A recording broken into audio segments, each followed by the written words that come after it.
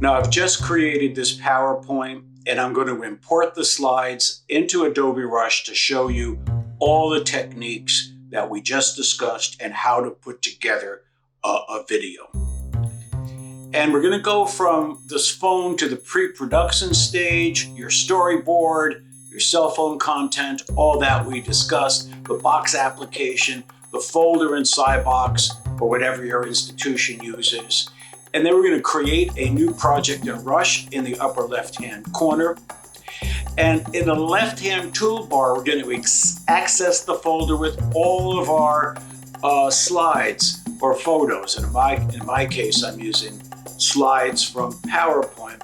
And I'm going to then use the upper right toolbar to add transitions, all different types. I'm using dissolve. I'm going to decide the length of each video, and I've already done that so that I can add voiceover. And the left toolbar then adds content. You can add any other content that you want. Now I'm in the process of adding voiceover, and you hear that right now. I haven't added music yet. I will add background music as soon as this voiceover concludes, and I'm going to adjust the volume using that right toolbar to do that.